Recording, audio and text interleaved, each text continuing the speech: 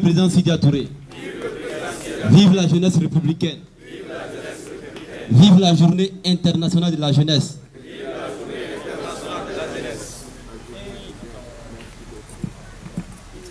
Oui, bonjour chers amis, bonjour. C'est pour échanger. Mon objectif c'était qu'on échange.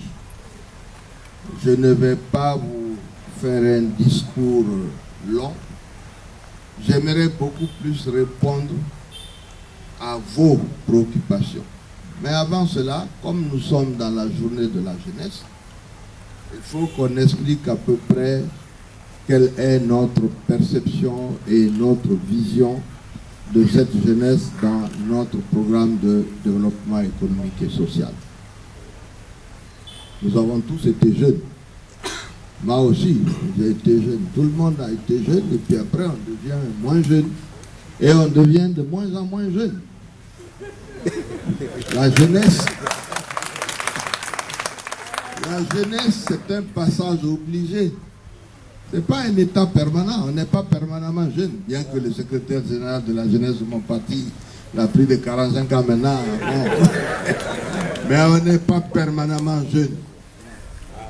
Mais quand même, c'est là où on commence à réaliser ses ambitions initiales, parce qu'on sort de l'école, ou on sort de formation, on voudrait bien avoir des revenus, et puis, pourquoi pas, bâtir une vie en se mariant avec une femme, ou une femme avec un homme, fonder une famille, et puis se réaliser. C'est un peu le vœu de tous les hommes et de toutes les femmes.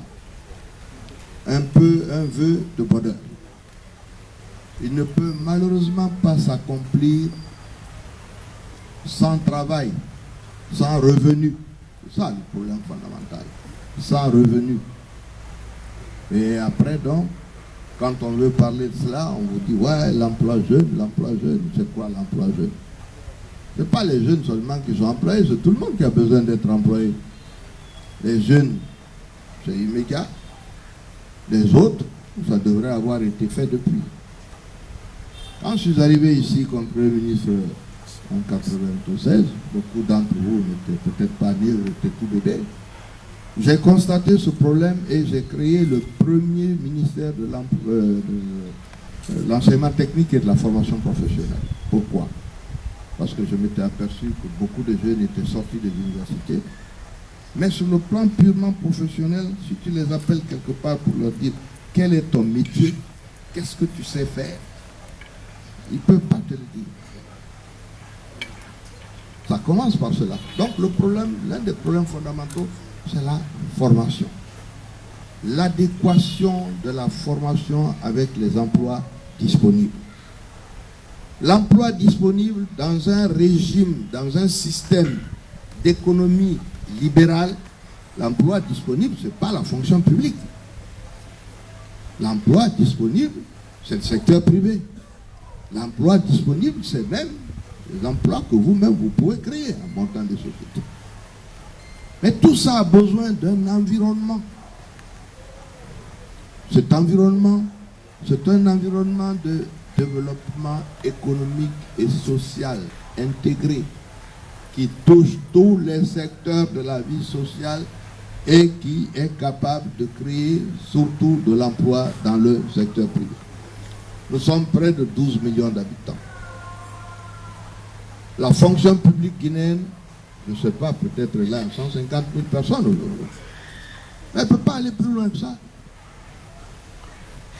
La fonction publique guinéenne ne peut pas recruter plus de 150 000 personnes, ce qui est déjà beaucoup.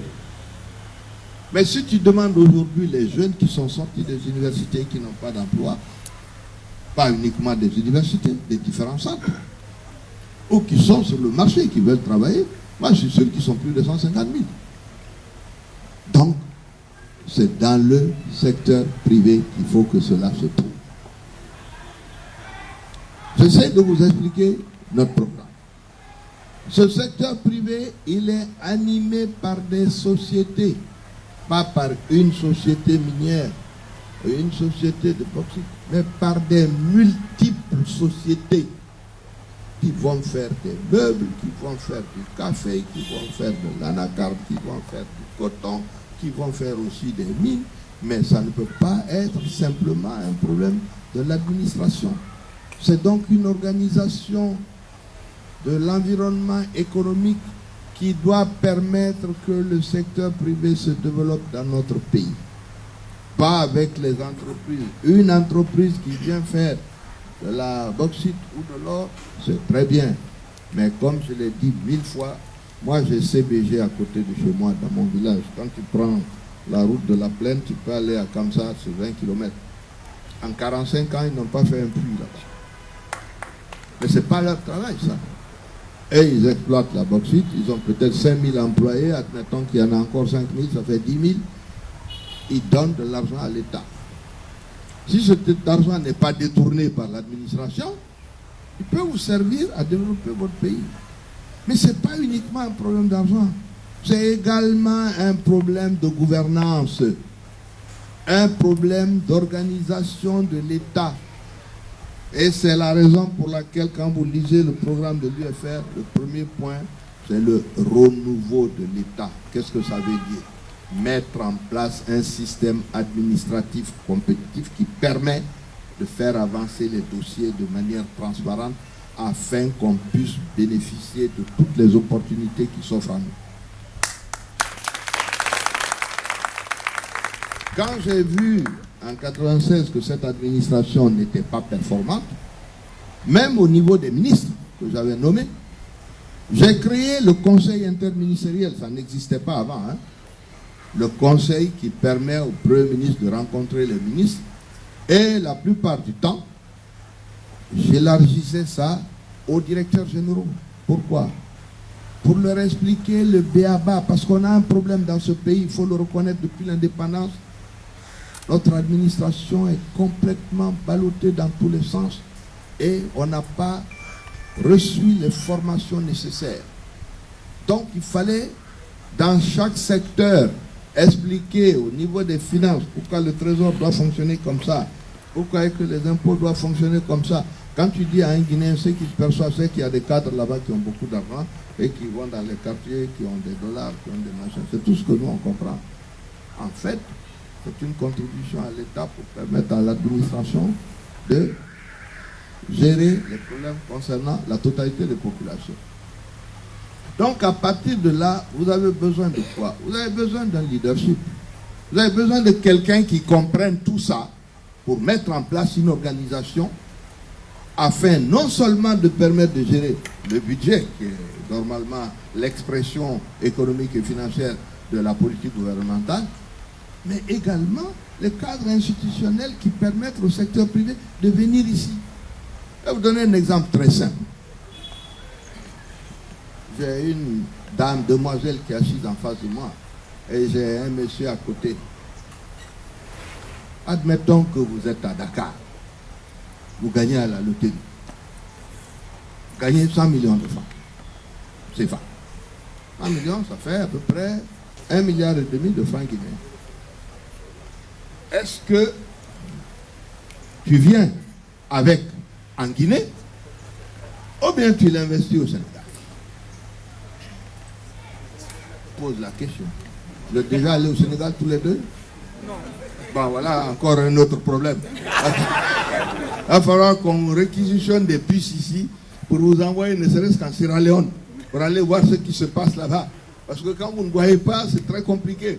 Mais la question, elle est celle-là. Est-ce que tu vas investir tes 100 millions au Sénégal ou tu vas venir les investir en Guinée? Si tu as envie de les investir au Sénégal, c'est parce que tu te dis, ah, mon argent est en sécurité ici, il n'y a pas l'inflation, le taux de change ne varie pas, la banque peut me garder ça longtemps, après je vais envoyer mes enfants étudier ici, quand je suis malade, je vais venir me soigner ici. Quand tu as dit tout ça, tu as donné clairement la situation de ton propre pays. Parce que sinon, tu t'asserais chez toi.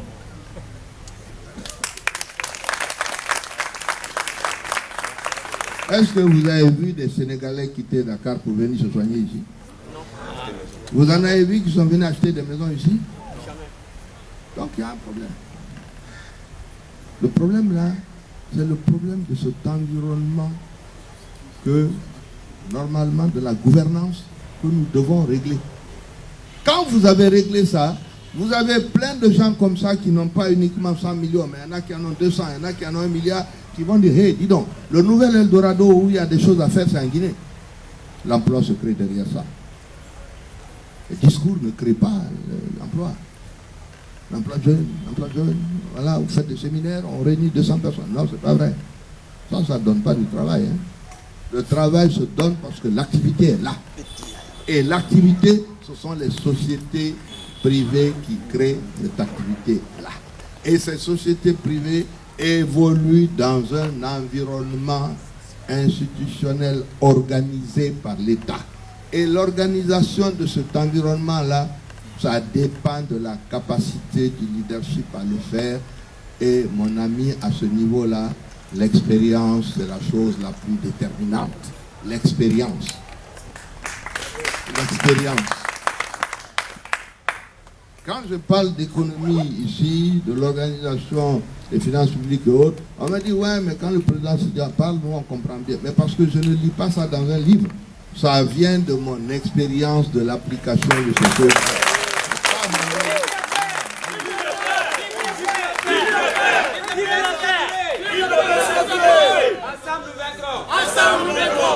Sinon, tout le monde peut avoir un programme, il suffit d'avoir le Fonds monétaire, il te fait un papier, il te donne, hein. Ça c'est pas un problème. Ça. Le problème c'est vous l'appliquez comment? Qui l'applique? Comment on l'applique? Avec quoi on l'applique? Et l'application de cela, quel en est l'impact sur la société? Donc, pour les jeunes, le problème essentiel pour vous, c'est la formation. Et ça ne s'arrête pas là. Une fois que vous êtes formé, il faut que vous soyez déversé dans un environnement assaini financièrement, stable monétairement, mais également qui attire les investissements. Qui attire les investissements. La France que vous voyez là, où vous avez pratiquement quelque chose comme 2 millions de fonctionnaires, les gens considèrent que ce sont les pays, l'un des rares pays en Occident où il n'y a plus de fonctionnaires. Aux États-Unis, c'est même pas 2 ou 4%. C'est le secteur privé. Et vous ne pouvez pas savoir à quel point le secteur privé peut être densifié. Sauf quand vous créez les conditions de leur organisation, que vous leur donnez la possibilité de travailler, disons, avec une justice qui fonctionne, avec des structures qui fonctionnent, l'emploi se crée. L'emploi se crée. L'emploi disponible est là. Alors beaucoup de gens disent, oui, mais les mines sont là. J'ai dit, je le redis. C'est un don de Dieu. Personne n'a travaillé pour mettre la bauxite en Guinée. On a travaillé pour ça. Bon, alors si quelqu'un vient avec des pelles et puis il prend, il s'en va avec, on ne peut pas dire que nous, on est heureux. Oui, d'accord, on est heureux. Mais qu'est-ce qu'on fait après? Au niveau de l'emploi, ça ne résout pas le problème. Cela ne veut pas dire qu'il ne faut pas exploiter la bauxite. Hein. Comme j'ai dit, CBG est là depuis 45 ans. Personne n'a appris qu'il y avait plus de 6 000 emplois là-bas. La question qui se pose à nous, c'est un million d'emplois. Si c'est un million d'emplois, qu'est-ce qu'il faut faire? Et les millions d'emplois là, tout le monde ne va pas être assis à CBG ou à SMB pour aller demander du travail. Les gens sont à travers l'ensemble de la République de Guinée. Donc ça veut dire que dans l'ensemble de la République de Guinée, il faut qu'il y ait de l'emploi pour ces gens-là. Certains pays, comme la Côte d'Ivoire, et beaucoup d'entre eux, même les pays occidentaux, ont commencé par mettre en place des structures dans le secteur rural. L'agriculture, la pêche, l'élevage, ainsi de suite. Pourquoi? Parce que 70% de la population guinéenne vit dans le secteur rural. Si tu les touches, tu as touché pratiquement 8 millions de nos compatriotes. Si tu dis que c'est uniquement aux mines, ouais, il y a les gens qui sont autour. Et puis voilà, moi je suis dans ma région là-bas, je suis entre Bofa et Boké. Tout est devenu minier.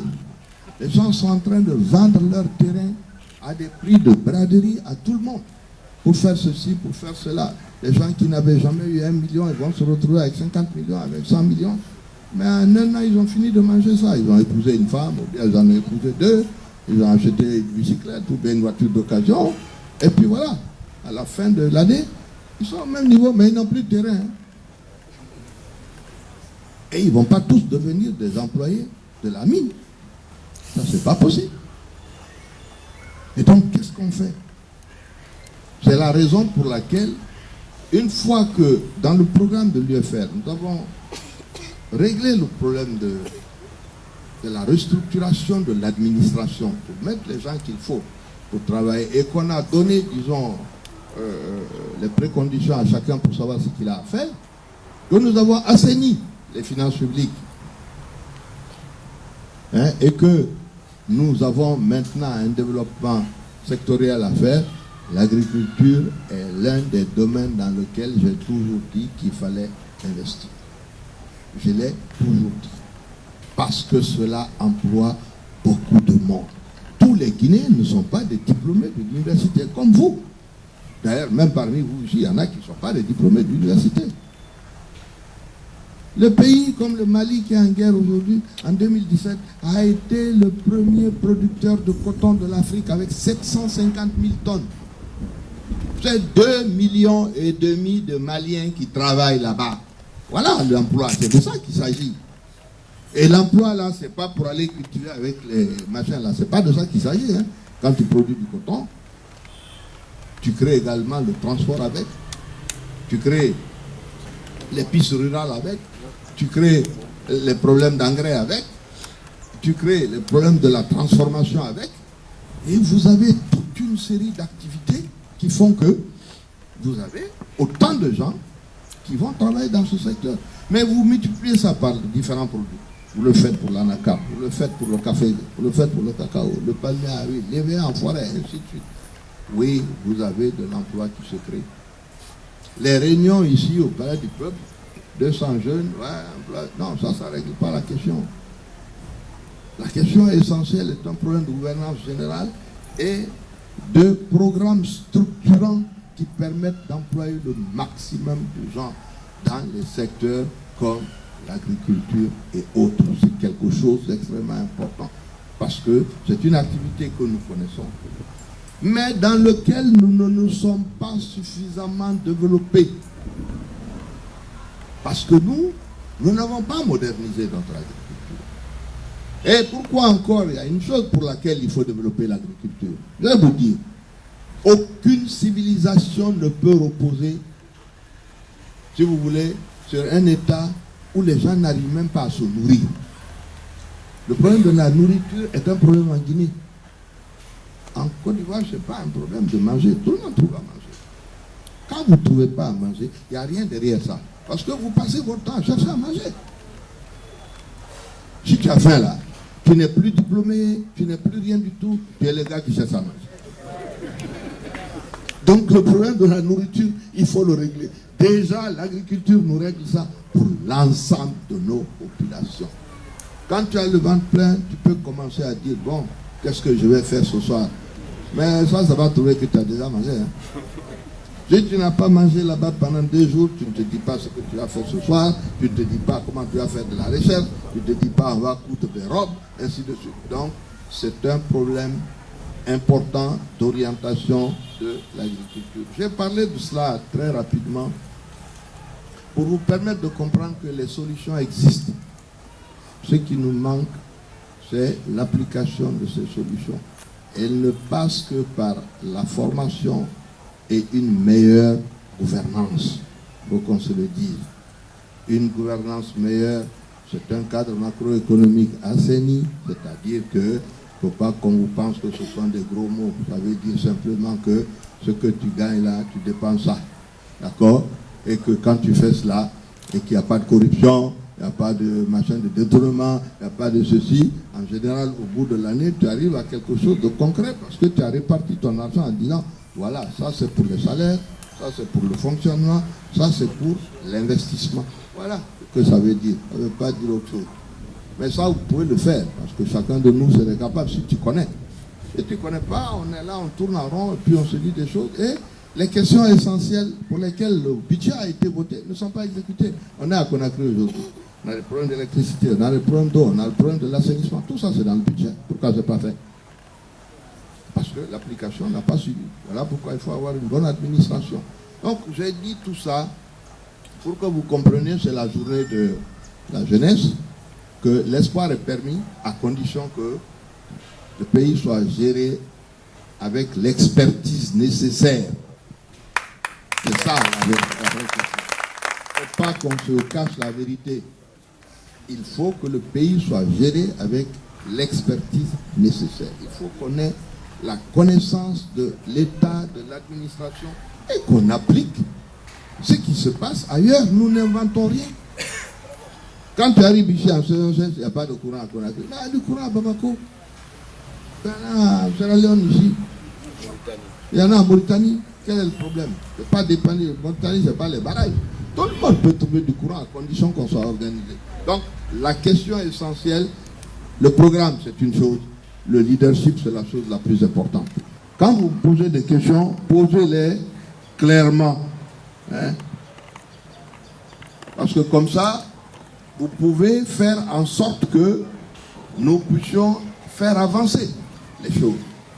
Donc, nous comptons sur vous, que la réflexion aille loin et que quand on est étudiant, on a le droit de poser des questions. On a le droit de les poser de manière très claire. C'est de votre avenir qu'il s'agit. C'est la raison pour laquelle cette journée est importante, pour qu'on puisse dire deux mots. Merci. J'aimerais après qu'on se pose des questions, qu'on puisse en discuter. Merci beaucoup.